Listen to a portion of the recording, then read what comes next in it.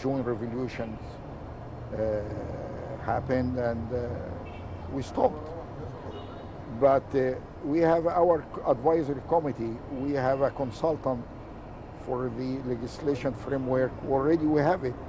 We hope that the Suez Canal or the current government invite Dr. Hassan Sharaf and his team and listen to what result they have achieved, yes, and start from this point and don't waste more than time.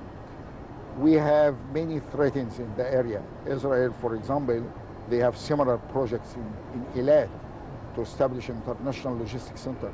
It's not secret now, it's written in the maritime periodical or something like that. So we don't have enough time. The Suez Canal are facing many threats. Many threats concerning the development of the international trade, yes, new trends in shipping, regional threats, just like the new project in the area.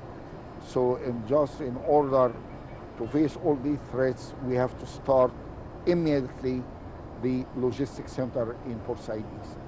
Yes, and sir, what do you think of the existing plan or the tenders and the companies who have submitted their proposals for the tenders? There was an opinion last week, we were discussing the same topic, and there was an opinion that Egyptian companies should be part of establishing the plan in the first place and establishing the tender documents and how things should be moving forward with this developmental project. The documents and the tenders are prepared under the advisory of the Egyptian government, maybe Suez Canal or Ministry of Transport. The qualified firms, I think they are now 14 from 41 are qualified. These 14 groups, Egyptian firm and international firms allied together to submit, are able or qualified to buy the documents of the tender. Yeah. We should be issued soon, I think. And then they will submit their offer, and then they have to wait another 9 months to finish the studies. Yes. It's a lot of time. Dr. Ali, you were a member of the former advisory team of the Suez Canal Development Project. Is there a difference between the proposed project right now by the current government and the previous government or the previous team that you were a part of? I can speak about our projects. Our project consists of 3 parts. Gulf of Suez, Port Said East, and the Technology Valley in Ismailia. The Port Said East, the studies has been conducted before by a Dutch firm called DHV. We didn't make a new inventions or something like that to the projects. We mentioned in our proposal to the former government that Port Said studies is already ready for tender. Yes. And I don't see any reason for expanding the region that much. Suez Canal, the Suez, Gulf of Suez needs sometimes for further studies. So the difference between the current project of this government and the previous one was the scope of work of the current projects, which will include Sinai. We included Sinai in our project, but in further steps, because we see or we dream that the trade patterns will be shifted and change because of these projects, and we will attract more and more trade to our government, to this place. So it will need more studies should be conducted in the future, but we have started immediately for the current one.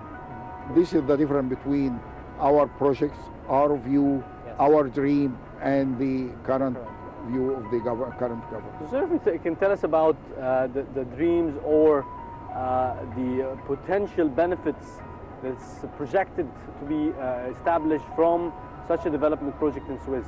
Yeah, I can say in small figures, we earned from the Suez Canal last year $5.4 billion. 8% of the world trade passes through Suez Canal. The container is almost 21% of the total container transported by sea past Suez Canal. This represents 31 million containers past Suez Canal.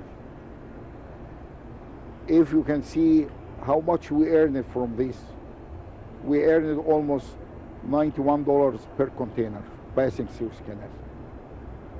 If you look to another logistics center in Europe, just for example Rotterdam, they have value-added activities in the port.